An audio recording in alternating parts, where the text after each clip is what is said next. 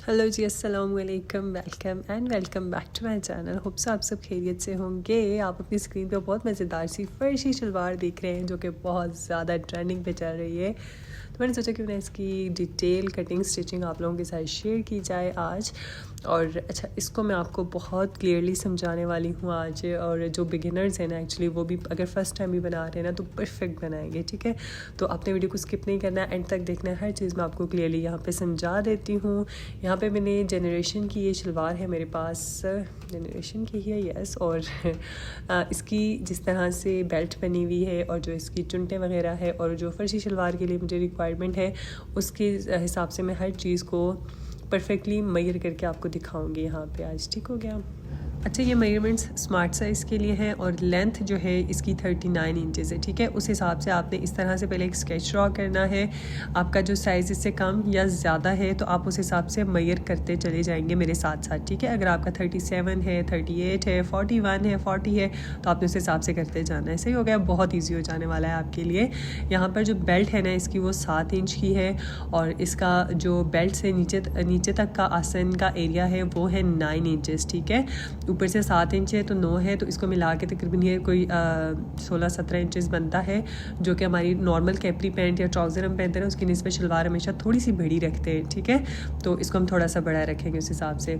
बाकी बेल्ट से नीचे तक हमारा जो बॉटम तक जो एरिया है वो हमने मेजर कर लेना है, क्योंकि हमने बॉटम की जो बेल्ट की जो कटिंग है ना वो हमें अलग से करनी होगी। तो यहाँ पे जो इसकी मेरे पास आ रही है ना वो 32 में लूँगी और ऊपर 7 आएगा तो 39 हो जाएगा, ठीक हो गया।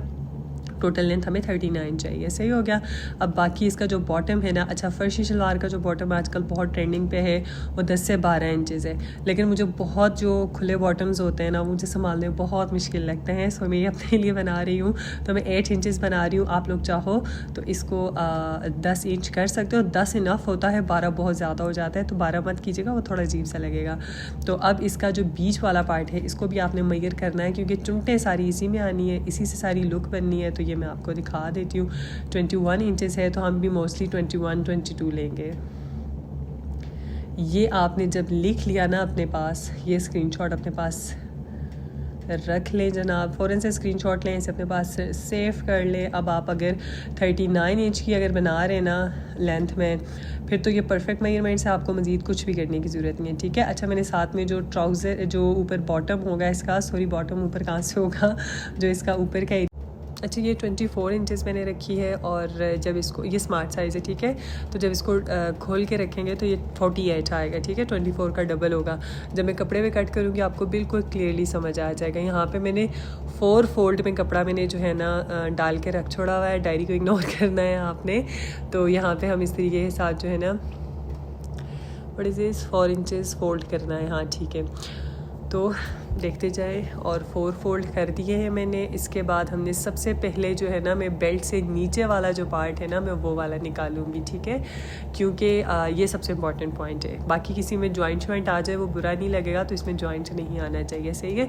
अच्छा, ये मैं जो आपको 4 इंचेस मैंने प्लस किया था ये बॉटम के लिए है, ये अंदर फोल्ड होगा तो इसलिए मैंने इसका यहाँ पर मार्क किया है, ठीक है। 32 मैंने आपको कहा था हम रखेंगे, 4 इंचेस हम फोल्ड करेंगे, तो 32 में 4 करेंगे 36, 1 इंच मैंने एक्स्ट्रा लिया है ऊपर से भी और नीचे से भी जो सिलाई में जाएगा, ठीक है। तो ये 37 पे टोटल मैंने मार्क कर दिया, ऐसे ही हो गया। अगर आपके पास फैब्रिक कम हो तो जो 4 इंचेस मैंने बॉटम के लिए फ़ोल्ड करना है ना वो आप अलग से भी रख सकते हो, मतलब आप 37 में से 4 निकालो तो आप 33 पे मार्क कर सकते हो, सही हो गया। अब ये ऊपर का जो पार्ट है ना ये हमने देखना है हमारे पास कितना है जो हमने फ़ोल्ड करके रखा हुआ है, और हमें मज़ीद इसमें कितना ऐड करना है वो पॉइंट है, ठीक है। यहाँ पर हमने एक्स्ट्रा पार्ट जो है वो कट कर देना है। ये 37 हमारे पास लेंथ आ गई है और ये 4 फोल्ड में मैंने अपने पास रखा है। इसको मैं इसका रुख अपनी तरफ कर देती हूँ ताकि आसानी हो कटिंग में, ठीक है। 4 टाइम्स मैंने इसको फ़ोल्ड किया हुआ है फैब्रिक को। और कपड़े का ख्याल रखा करें कि आप इसको लेंथ में जहाँ होता है तो लेंथ में ही कटिंग करें, जहाँ वेट है इसकी तो उसको फिर आप इस तरह से डालेंगे तो फिर उसकी ना मज़ा नहीं आता उस कपड़े की स्टिचिंग में, जोल खाता है वो कपड़ा फिर, ठीक है। इस बात का आपने ख्याल रखना है। यहाँ पे आपने अच्छे से कपड़े को मेजर करना है। मुझे मज़ीद 7 इंचेस रिक्वायर्ड था, ये तकरीबन 14 से 15 इंचेस था, तो मैं 21-22 इंचेस रखूँगी इसको, ठीक है।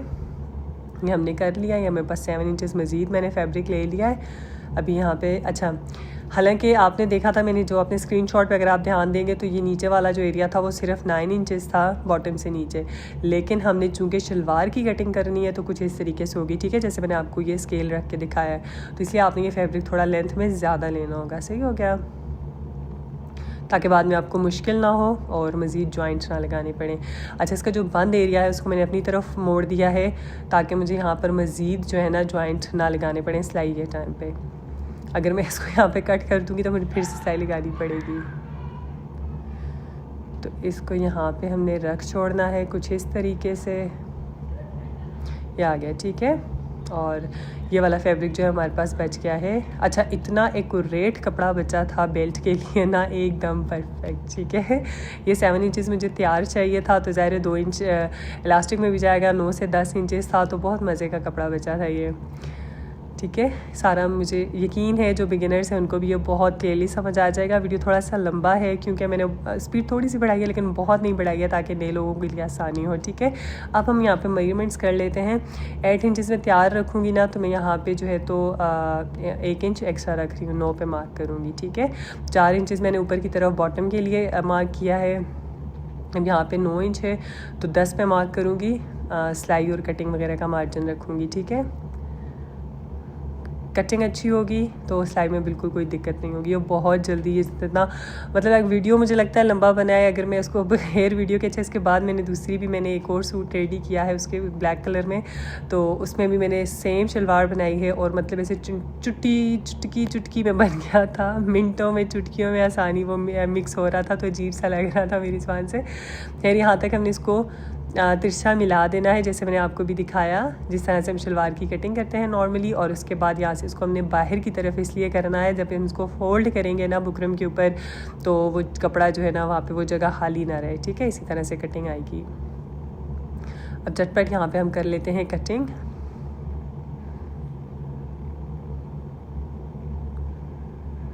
वीडियो पसंद आ रही है तो प्लीज़ लाइक और शेयर करें, और समझ में आ रहा है तो कमेंट करके बता दें कि आपको मेरी बात समझ में आ रही है, राइट। ओके, अब ये हो गया ना बॉटम का एरिया सारा कंप्लीट। अब हमने सिर्फ बेल्ट की कटिंग करनी है, ठीक है। कितनी इजी कटिंग है ना इसकी, तो बंदा सोचता है कि यार पता नहीं क्या ही कोई चीज़ होगी जो हमने कटिंग करनी है। आप देख रहे हैं ना कितना परफेक्ट आया है हमारे पास। ऊपर से ये तकरीबन 10 इंच के जितना है, और जहाँ 24 इंचेस मैंने इसको रखना था इलास्टिक का एरिया, तो वो 25-26 आ रहा है, तो दोनों साइड पर ज्वाइंट लगेगा, तो ये बिल्कुल परफेक्ट मेरे पास आया है। 2 से 2.5 इंच, अच्छा मैं तकरीबन 2.5 इंच कपड़ा रखती हूँ कि मैं थोड़ी सी चौड़ी इलास्टिक यूज़ करती हूँ। अगर आपकी इलास्टिक 2 से भी ज़्यादा चौड़ी है तो आप उस हिसाब से रखें, और 1 इंच की जितनी है तो फिर आपने उस हिसाब से फैब्रिक रखना है, ठीक है। हम रफनेस निकाल देंगे तो बिल्कुल एग्जैक्ट हमारे पास जो है ना मेजरमेंट्स आ जाएंगी बेल्ट के लिए, ठीक हो गया।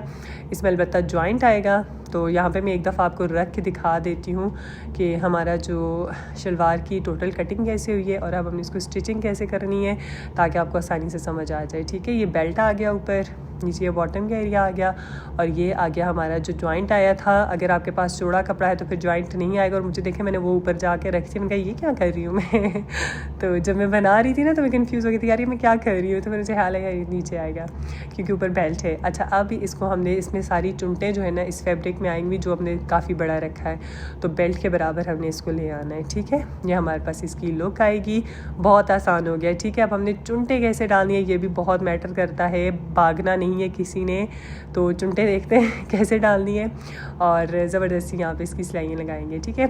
सबसे पहले हमने ये दोनों पार्ट जो हैं आपस में जॉइंट कर लेने हैं। जो इसमें जॉइंट आया था, कपड़ा आपके पास बहुत चौड़ाई में ज़्यादा होगा तो फिर ये जॉइंट नहीं आएगा, मोस्टली आता है, ठीक है। और यहाँ पे हम सिलाई लगा लेंगे। हमेशा कहती हूँ मैं, जब भी मुझे वीडियो शूट करना होता है मशीन का कोई ना कोई पुर्जा ज़रूर गायब होता है, आज भी यही हाल था। एनीवेज इग्नोर कीजिएगा। तो यहाँ पे हम जॉइंट लगा देंगे क्लियरली सारे। और अच्छा, मैं यहाँ पे एक चीज़ मज़ीद मेंशन कर रही हूँ, जो बिगिनर्स हैं उनकी खातिर, यहाँ पे आपने जो पहला हमने बॉटम का एरिया उठाया उसके साथ हमने जो जॉइंट लगाया है ना, आपने दूसरा जॉइंट भी इसी के साथ लगा देना है, ठीक है। हम क्या करते हैं, जो गलतियाँ मैंने बचपन में की है ना, मैं चाहती हूँ कि मैं हर चीज़ आपके साथ शेयर करूँ, क्योंकि मैंने कभी किसी टेलरिंग स्कूल वगैरह से मैंने नहीं सीखी है सिलाई वगैरह, मैंने खुद ही करते करते सीख ली। तो यहाँ पे मैं ये गलती करती होती थी कि अगर एक हिस्सा मैंने इसके साथ ज्वाइंट कर लिया, दूसरे दो अलग कर दिए, फिर जब उनको इकट्ठे करूँ तो वो दोनों एक ही साइड पे आ जाते और बड़ी कुछ मतलब इतना मुश्किल होता था। फिर उसको फाड़ो, ख़राब करो, फिर नए सिरे से सिलाई करो ना, तो वो चीज़ बहुत मुझे तंग करती थी। तो फिर अब मैं ये चीज़ करती हूँ कि मैं हमेशा जब भी ज्वाइंट ट्राउज़र में कैपरी में आता है तो मैं हमेशा एक ही पल्लू के साथ दोनों ज्वाइंट्स लगा लेती हूँ, तो फिर बहुत आसानी हो जाती है। सही हो गया। अब जो हमारे पास दूसरा बॉटम का एरिया है उसको हमने इसके साथ ज्वाइंट कर लेना है, तो आपको जो है ना पटपटाना नहीं पड़ेगा कुछ भी। ठीक हो गया। ये छोटी छोटी पॉइंट्स बिगिनर्स के लिए हैं। ठीक है, यहाँ पे हम मज़ीद दूसरा जॉइंट भी लगा लेंगे। अच्छा, जो प्रोफेशनल टेलर होते हैं ना, वो कभी भी धागा बार बार कट नहीं करते हैं। जब मैं छोटी होती थी तो मैं ऐसे ही करती थी, एक सिलाई लगाई, फिर धागा निकाल दिया पूरे का पूरा, फिर दोबारा लगाई, फिर दोबारा निकाल दिया। ये चीज़ मैं बहुत करती थी। बट आज आपने देखा ना मैं कैसे साथ साथ कर रही हूँ। आज नहीं, मैं काफ़ी अर्से से कर रही हूँ, बट मैं ये बिगिनर्स को सिखाना चाहती हूँ कि आपने भी ऐसे ही करना है। सही हो गया। अच्छा, यहाँ पर हमने बेल्ट को रेडी करना है। बेल्ट आसान है, बहुत आसान है रेडी करना। यहाँ पर इलास्टिक डालने के लिए हमने थोड़ी सी जगह बना देनी है। इस तरह से सिलाई फोल्ड करके बनती है, जो कि बहुत ही आसान बनती है। ठीक है, 2 इंच के जितना कपड़ा मैं यहाँ पे रखूँगी और इसके ऊपर सिंपल सिलाई लगा देंगे सीधी। लाइट का बहुत इशू है, इतना मुश्किल लगा था मुझे ये शलवार स्टिच करना। मेरे बाजू में शदीद दर्द हो रहा था। मैंने इतनी सिलाइयाँ लगाई हैं इस पर, इतनी सिलाइयाँ लगाई हैं हाथ वाली मशीन से एक्चुअली। अच्छा, अब सबसे मेन पॉइंट जो है ना वो ये वाली जो इसकी चुन्नट है ना, जो सबसे बड़ी वाली है। ठीक है, ये बहुत मतलब अगर ये आपने एक्यूरेट डाल दी है ना तो फिर आपकी शलवार की लुक परफेक्ट आएगी। अगर ये आपने ख़राब डाल दी तो सारा काम ख़राब हो जाएगा। ठीक है, तो यहाँ पे बैक पे भी 2 चुनटे हैं और फ्रंट पे जो चुनटे हैं वो सब मैं आपको यहाँ पे अब मज़ीद आपने इस चीज़ को भी अपने पास मेजर कर लेना है। बैक से जो सेंटर पॉइंट है मैं भी शलवार पे आपको मार्क करके भी दिखाती हूँ। 3-3 इंच के फासले पे 1-1 इंच की प्लेट है और फिर उस 3 इंच के आगे जो है ना 1 इंच की जो प्लेट है उसके आगे 17 इंच के फासले पर दूसरी प्लेट्स आ रही हैं। ठीक है, यहाँ पे मैं आपको बताती हूँ। ये बैक साइड है, बैक साइड का सेंटर पॉइंट मार्क किया है। अब सेंटर पॉइंट से 3 इंच एक तरफ लेंगे और 3 इंच दूसरी तरफ। ये सबसे मेन पॉइंट है, इसको आपने समझना है। यहाँ पे इस तरीके के साथ 1-1 इंच की प्लेट आएगी। प्लेट 1 इंच की है, कपड़ा 2 इंच जाएगा अंदर। ठीक है, डबल फोल्ड हुआ है ना, तो 2 इंच फैब्रिक जाएगा अंदर। सही हो गया। अब जो ये पॉइंट हमने मार्क किया है और इसको हमने फोल्ड कर दिया है 2 इंच कपड़ा 1 इंच की प्लेट के लिए, उसके आगे हमने 17 इंच पे मार्क कर देना है। ठीक है, यहाँ पे बड़ी वाली प्लेट आएगी। आप इसको 2 इंच की रखो, 3-4 इंच की रखो, जितनी बड़ी प्लेट आती है उतनी प्यारी लगती है, लेकिन 3-4 इंच से ज़्यादा बड़ी मत रखिएगा, इतनी भी अच्छी नहीं लगती। ठीक है, मतलब 3 इंच मोस्टली काफ़ी होता है। सही है। अब दोनों साइड्स पे एक्यूरेट हमने मार्क कर देना है। ये बस इतनी छोटी छोटी सी मार्किंग है हमारी, कोई इसमें लॉजिक नहीं है, बहुत ईजी काम है। सबसे पहले आपने क्या करना है, हमने बैक साइड से यहाँ पे बैक साइड और फ्रंट साइड दोनों को साइड पे रखेंगे। जो 17 इंच पे हमने मार्क किया था ना, जहाँ पे हमने सबसे बड़ी वाली प्लेट डालनी है, वहाँ से हमने प्लेट डालनी शुरू करनी है। 4 इंच कपड़ा मैंने 4 से 5 इंच कपड़ा एक्चुअली बीच में दिया है और ये 2 से 2.5 इंच की जितनी प्लेट आ गई है। ठीक है, एक चीज़ का आपने और ख्याल रखना है, अभी शलवार आपने सीधी रखनी है। आप देख रहे हैं शलवार की सिलाई से आपको अंदाज़ा हो रहा है कि मैंने सीधी रखी है। ठीक है, एक साइड पर चुनटे अपनी अपनी तरफ रुख मोड़ के रखनी होगी, दूसरी साइड का दूसरी तरफ होगी। ठीक है, आप देखते जाइए, मैं आगे चल के आपको वो चीज़ भी दिखाती हूँ। इस तरह से छोटी छोटी चुनटें डालनी है मैंने। बहुत मतलब ये छोटी छोटी बारीकियाँ जो है ना, ये बिगिनर्स की हाथ हैं। ठीक है, तो यहाँ पे अब जब रुख चेंज हो गया ना, अब जहाँ पे बिल्कुल सेंटर पॉइंट आ गया है, अब यहाँ से आगे आपने जो चुनटें डालनी है उसका रुख आपने दूसरी तरफ करते चले जाना है। ठीक है, सारी की सारी प्लेट्स का। सही हो गया।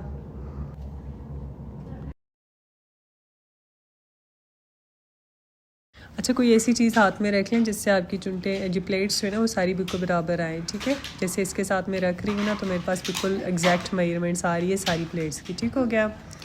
अब यहाँ से आगे हमने मज़ीद जो पार्ट है क्या है ना, ये 4 इंच का कपड़ा है, हमने इसको डबल फोल्ड करना है। 2 इंच की हमने यहाँ पे गहरी प्लेट लगा देनी है। ठीक हो गया, इस तरीके के साथ बस सिलाई हमने यहीं तक लगानी है। इसके बाद हमने अभी मैं आपको इसकी फ्रंट लुक दिखाती हूँ, फिर हमने इसकी बैक की चुनटें डालनी होगी। ठीक है, प्लेट्स डालनी होगी। एक्चुअली यहाँ पे मोस्टली आप धागे की प्लेट भी डालो तो उससे भी फ़र्क नहीं पड़ता। ठीक है, वो जो धागा बड़ा करके हम टांका लगा के तो खींच के रखते हैं ना, जैसे छोटी बच्चों की फ्रॉक्स में अक्सर रखते हैं, तो वो वाली प्लेट से भी बहुत प्यारी लुक आती है। बस बाहर वाली प्लेट आपको ऐसे ही रखनी होगी। ठीक हो गया। अच्छा, ये मैं यहाँ पर चुनट डालते डालते प्लेट डालते डालते मैंने सोचा जो बिगिनर्स हैं ना उनके लिए आसानी करते हैं। आपने क्या करना है, अपनी जो आपने प्लेट्स डाली है उसका सेंटर पॉइंट लेना है और अपने जो बेल्ट है उसका सेंटर पॉइंट लेना है और उसको हमने इस तरह से सिलाई लगाते जाना है। अभी मैं आपको दिखाती हूँ आपने बैक की प्लेट कैसे डालनी है, ताकि कपड़े में अगर छोटा सा कोई फ़र्क आ जाता है कोई 1 आध इंच का ना, तो वो यहाँ प्लेट में निकल जाए। ठीक है, ये देखें यहाँ पे हमने प्लेट डाली है और इसका सेंटर पॉइंट बिल्कुल सेंटर में आया। सही हो गया।